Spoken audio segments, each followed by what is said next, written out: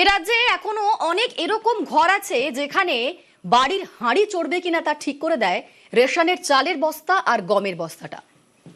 কেন্দ্র থেকে চাল, গম, চিনি রাজ্যের গুদামে এসে পৌঁছেছে ঠিকই, তবে অভিযোগ তৃণমূল জামানায় কিছু ক্ষেত্রে সেটা নাকি গরিবের হাতেই পৌঁছয়নি। গোডাউনে পড়ে থেকেই নষ্ট হয়েছে প্রায় 1,34,00,000 চাল, গম, চিনি।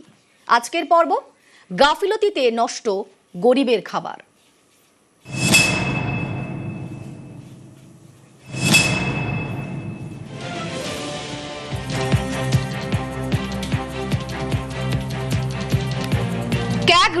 ক্যাগের রিপোর্ট অনুযায়ী রাজ্যের ফুড অ্যান্ড সাপ্লাইজ ডিপার্টমেন্টের অধীনে ব্যারাকপুরের ডেপুটি ডিরেক্টর অফ রেশনিং বা ডিডিআরবির পক্ষ থেকে এক বেসরকারি সংস্থাকে অনুমোদিত পাইকারি বিক্রেতা হিসাবে লাইসেন্স দেওয়া হয়েছিল। 2018 সালের অক্টোবরে সেই সংস্থার দায়িত্ব ছিল 109টি রেশন দোকানে খাদ্যশস্য পৌঁছে দেওয়া। অভিযোগ, হাজার হাজার কুইন্টাল মাল তোলার পরও সংস্থাটি 96টি দোকানে রেশন পৌঁছতেই ভুলে যায়।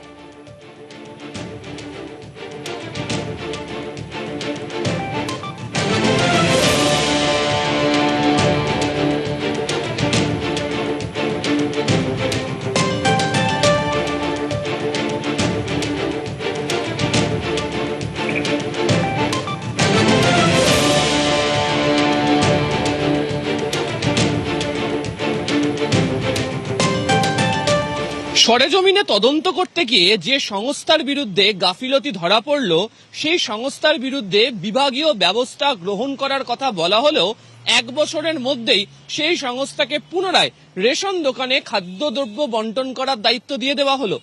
কেন দেওয়া হয়েছিল তা নিয়ে প্রশ্ন উঠতে শুরু করেছে। সিএজি রিপোর্টের তথ্য মোতাবেক ওই সংস্থাই যে 1 বছরের মধ্যে পুনরায় একই কাজের দায়িত্ব পেয়েছিল তা পরিষ্কার। অনেকেই বলছেন আসলে এই সংস্থার সঙ্গে দফতরের এমন কোনো ব্যক্তির যোগসাজশ ছিল যার জন্যই পুনরায় খাদ্য বন্টনের দায়িত্ব পেয়ে গিয়েছিল ওই বেসরকারি সংস্থা।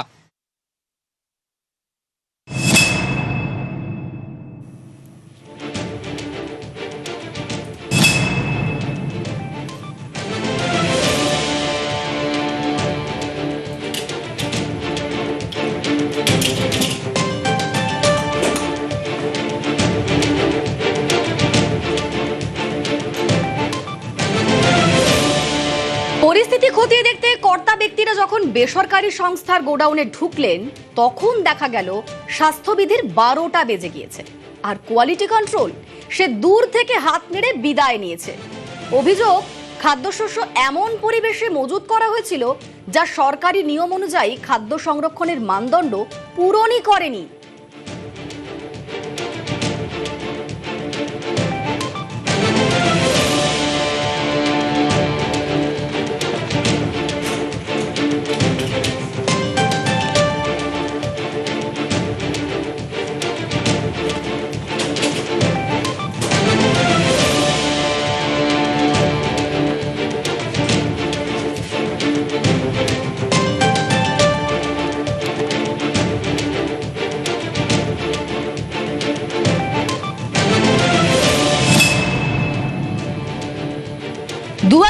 সালের নভেম্বরে রাজ্য সরকার ওই বেসরকারি সংস্থার লাইসেন্স বাতিল করে। জরিমানাও করা হয় প্রায় 2,69,00,000 টাকা। কিন্তু সেখানেও গোলমাল। ক্যাগের রিপোর্ট অনুযায়ী ওই বেসরকারি সংস্থা নাকি সেই টাকা জমাই দেয়নি। তার চেয়েও আশ্চর্যের বিষয় হচ্ছে, লাইসেন্স বাতিলের 1 বছরের মধ্যেই ফের খাদ্য বন্টনের বরাত দেওয়া হয় ওই সংস্থাকেই। আর এখানেই বিগত তৃণমূল সরকারের ভূমিকায় প্রশ্ন উঠছে।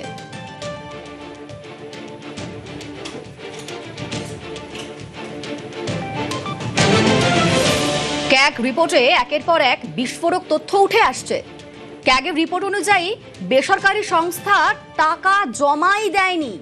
2018 সালের নভেম্বরে রাজ্য সরকার এই বেসরকারি সংস্থার লাইসেন্স বাতিল করে আর জরিমানাও করা হয়, কিন্তু সেখানেও গোলমাল। ক্যাগের রিপোর্ট বলছে ওই বেসরকারি সংস্থা সেই টাকা জমাই দেয়নি।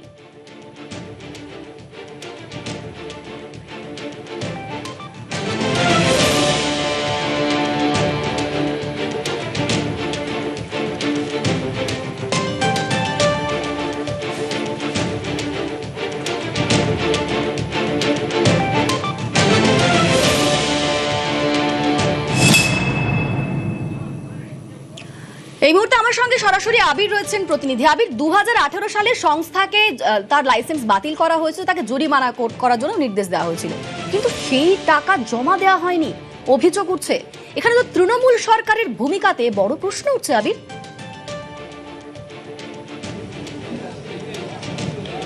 দেখো, প্রথমত হচ্ছে যে সংস্থাকে বাজেয়াপ্ত করার কথা বা কালো তালিকাভুক্ত করার কথা, সেই সংস্থাকে 1 বছরের মধ্যে কাজের অনুমতি দিয়ে দেওয়া হয়েছিল এবং যে সংস্থার একটি নয় দুটি গোডাউন পরিদর্শন করতে গিয়েও দেখতে পাওয়া গিয়েছিল যে রেশনের খাদ্যদ্রব্য রাখার জন্য যে ধরনের কোয়ালিটি কন্ট্রোল করা দরকার, প্রয়োজনীয় ব্যবস্থা গ্রহণ করা দরকার, সেই প্রয়োজনীয় ব্যবস্থাই তো তারা গ্রহণ করে উঠতে পারেনি।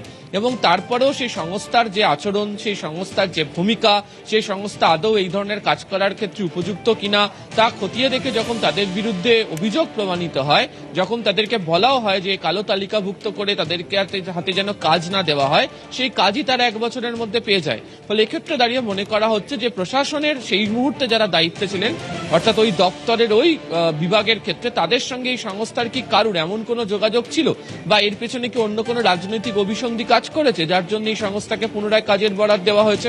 দ্বিতীয়ত তুমি যদি দেখো, সেটা হচ্ছে যে এতটা সময় জুড়ে, তার কারণ হচ্ছে যে প্রায় প্রত্যেক সপ্তাহে রেশন দোকানগুলোতে আপডেট হয় কত সংখ্যক গ্রাহক সেই দোকানের মধ্যে তালিকাভুক্ত রয়েছেন, তারা কত শতাংশ রেশন নিলেন, তার সমস্ত তালিকা তো হাতে পাওয়ার কথা, সেটা নেওয়ারও কথা রয়েছে, কিন্তু সেটাও কোনোভাবে তারা মানে হাতে যদি না পান, গ্রাহকরা যদি রেশন দ্রব্য না পেয়ে থাকেন, তাহলে তো সেটা আপডেট করে দেওয়ার কথা, কিন্তু সেই আপডেটও হয়নি এবং সেটা জানতেও পারা যায়নি। ফলে এক্ষেত্রে দাঁড়িয়ে 109টা দোকানের মধ্যে যে 96টা দোকানে রেশন দ্রব্য পৌঁছলো না সেই সময় দাঁড়িয়ে, সেটাও তো নজরে রাখার কথা। ফলে এক্ষেত্রে দাঁড়িয়ে যে সংস্থা সংক্রান্ত বিষয় কোথাও একটা মানে ছেড়ে রাখার মতো ছিল, হাতছাড়া তাদেরকে হয়তো কেউ করতে চাননি, আবার অনেকে বলছেন তাদেরকে এমন কোনো সুযোগ দিয়ে রেখে দেওয়া হয়েছিল যার পরিণাম বা যার ভিত্তিতে এই ধরনের গাফিলতি ঘটে গিয়েছে। সঙ্গে থাকো আবির।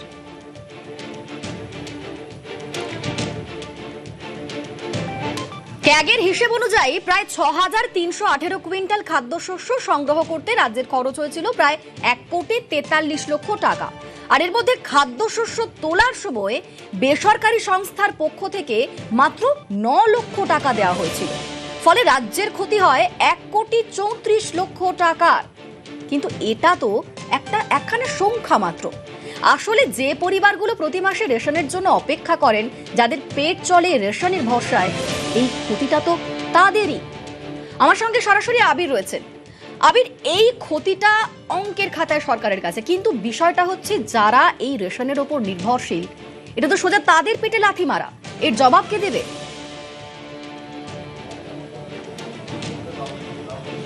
প্রথমত হচ্ছে যে একটা উদাহরণ দিয়ে বুঝিয়ে দেওয়ার চেষ্টা করা হয়েছে যে রাজ্যের বিভিন্ন প্রান্ত জুড়ে এই ধরনের ঘটনা হয়তো আরো ঘটেছে। এবং তুমি জানো যে পূর্বতন সরকারের আমলে ভুরি ভুরি রেশন ব্যবস্থা নিয়ে অভিযোগ জমা পড়তো এবং বলাই হতো যে রেশনে যে খাদ্যদ্রব্য দেওয়া হয় সেই খাদ্যদ্রব্যের যে কোয়ালিটি সেটা অত্যন্ত খারাপ। তো এখন বুঝতে পারা যাচ্ছে যে এই ধরনের যদি গোডাউনগুলোতে এই ধরনের খাদ্যদ্রব্য রাখা হতো যার কোয়ালিটি কন্ট্রোল করার সুযোগই নেই, সেখানে কি অবস্থা হয়। দ্বিতীয়ত হচ্ছে যে আমি তোমাকে একটু আগেই বলছিলাম যে রেশন দোকানের মধ্যে যে গ্রাহকরা রয়েছেন, সেই গ্রাহকরা যে খাদ্যদ্রব্য পাচ্ছেন না, দীর্ঘ সময় ধরে পাচ্ছেন না, সেটা তো মানে 7 দিনের মধ্যেই দফতরে জেনে যাওয়ার কথা ছিল। দপ্তর তো তখনই ব্যবস্থা গ্রহণ করতে পারতো, খোঁজ খবর নিতে পারতো। ফলে সেখানকার যাদের চাহিদা রয়েছে, যাদেরকে রেশনের জিনিস তার উপর নির্ভর করে থাকেন, তারা যেমন এই সুবিধা পেতেন, ঠিক একই রকম ভাবে রাজ্য সরকার তাদের এই ক্ষতির অঙ্কটাও এড়িয়ে যেতে পারতেন। ফলে এক্ষেত্রে দাঁড়িয়ে কোথাও তারা মনে করা হচ্ছে এমন কোন একটা চক্র কাজ করেছে যারা নিজেদের কোনো লাভ বা মুনাফার জন্য এই ধরনের কোনো আচরণ করেছে, যার জেরেই বিপুল পরিমাণ ক্ষতির সম্মুখীন হতে হয়েছে রাজ্যকে শুধু নয়, মানুষজন যারা রেশনের উপর নির্ভরশীল হয়ে থাকেন তারাও তাদের খাবার পাননি। বেশ, ধন্যবাদ আবির।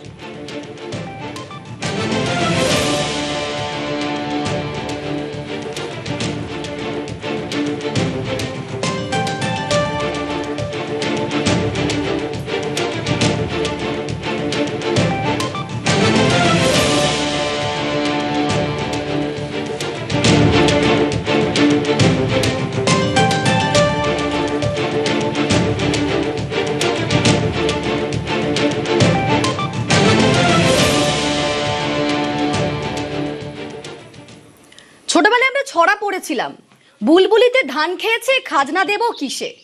কিন্তু তৃণমূল জমানায় বুলবুলিতে ধান খাক বা না খাক, দুর্নীতিতে যে ধান খেয়েছে তার একেবারে স্পষ্ট প্রমাণ মিলেছে ক্যাগ রিপোর্টে।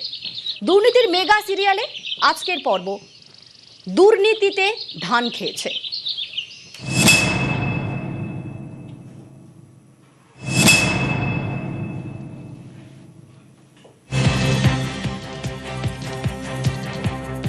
বিগত সরকারের আমলে প্রায় 100 কোটির দুর্নীতির অভিযোগ ক্যাগ রিপোর্টে। ক্যাগের দাবি, বস্তা বস্তা ধান নাকি অ্যাম্বুলেন্সে করে গিয়েছে রাইস মিলে। শুধু অ্যাম্বুলেন্সই নয়, অভিযোগ অটো, বাস, এমনকি বিলাসবহুল এসইউভি গাড়ি, সেই গাড়িতেও নাকি তৃণমূল জমানায় হয়ে উঠেছিল ধান পরিবহনের বাহন। ক্যাগের রিপোর্টে এমনই এক অদ্ভুত ছবি সামনে এসেছে। তৃণমূল জমানায় ধান সংগ্রহকে কেন্দ্র করে সরকারি নথিতে যে ভেলকি দেখানো হয়েছে তা দেখে চোখ কপালে উঠতে বাধ্য।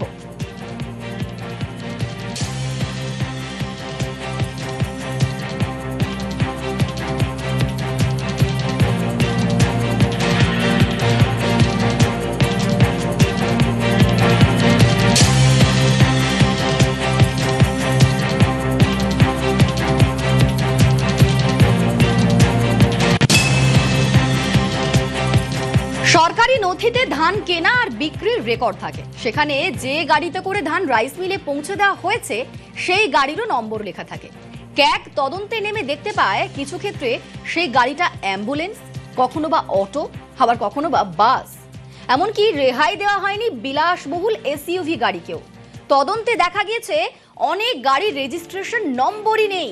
অভিযোগ, ভুয়ো নম্বর বসিয়ে দেওয়া হয়েছে খাতায়, অর্থাৎ সরকারের ঘরে ধান তো আসেইনি, উল্টে সরকারের কোটি কোটি টাকা নয়-ছয় করা হয়েছে বলে অভিযোগ। আর সেই ধানও নাকি গিয়েছে অন্য ঠিকানায়। প্রতি কুইন্টালের হিসাবে তৃণমূল জমানায় ধানে প্রায় 100 কোটি টাকার দুর্নীতির অভিযোগ উঠে এসেছে ক্যাগ রিপোর্টে।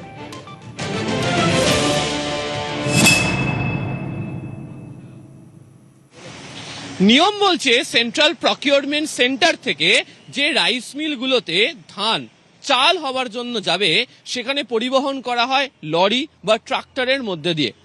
আদপে দেখতে পাওয়া গিয়েছে অডিট রিপোর্টের প্রকাশিত তথ্য অনুযায়ী সেখানে এই ধান চাল করার জন্য পরিবহিত হয়েছে রাইস মিল পর্যন্ত কিসে? অটো, অ্যাম্বুলেন্স, বাস এবং এসইউভিতে। এবং সেটাই সব থেকে আশ্চর্য লাগে যারা এই অডিটের তথ্য সামনে নিয়ে আসছেন তাদের। তারা বলছেন যে এই ধরনের ক্ষেত্রে যে কুইন্টাল কুইন্টাল ধান কোনোভাবেই কি এই ধরনের গাড়িতে নিয়ে যাওয়াটা সম্ভব? এক্ষেত্রে অনেকেই বলছেন যে সমস্ত গাড়ি এই সিপিসি থেকে রাইস মিল পর্যন্ত ধান নিয়ে যাতায়াত করে অর্থাৎ পরিবহন করে, তার প্রত্যেকটা গাড়িতেই VLTD অর্থাৎ ভেহিকেল লোকেশন ট্র্যাকিং ডিভাইস থাকার কথা। এর ফলে ওই গাড়ি কোথায় যাচ্ছেন তা সহজেই অনুমেয়। এক্ষেত্রে দাঁড়িয়ে দেখিয়ে দেওয়া হয়েছে যে লরি বা ট্রাক্টর এসে ধান নিয়ে গিয়েছে রাইস মিল পর্যন্ত, কিন্তু সেটি নিয়ে যাওয়া হয়নি রাইস মিলে, মাঝপথেই হয়তো ফোড়েদের কাছে চলে গিয়েছে সেই ধান। এবং সেই ব্যাপারটাকেই নজর ঘোরানোর জন্য এই গাড়িগুলোর নাম্বার দিয়ে দেওয়া হয়েছিল। অডিট করতে গিয়ে এই গাড়িগুলোর নাম্বার যখন পরীক্ষা করা হয় তখনই দেখতে পাওয়া যাচ্ছে যে এগুলি পণ্যবাহী গাড়ি নয়, এগুলোর অধিকাংশই হচ্ছে যাত্রীবাহী গাড়ি। আর এক্ষেত্রে দাঁড়িয়ে এই সিএজি রিপোর্ট অনুযায়ী গোটা ঘটনার ক্ষেত্রে তদন্ত করলেই পরিষ্কার হয়ে যাবে যে এই ধান তাহলে কোথায় গেল, রাইস মিল পর্যন্ত না পৌঁছে কাদের হাতে পৌঁছে গিয়েছিল। আর এখানেই দুর্নীতির বড়সড় চক্র কাজ করছে, এমনটাই অভিযোগ।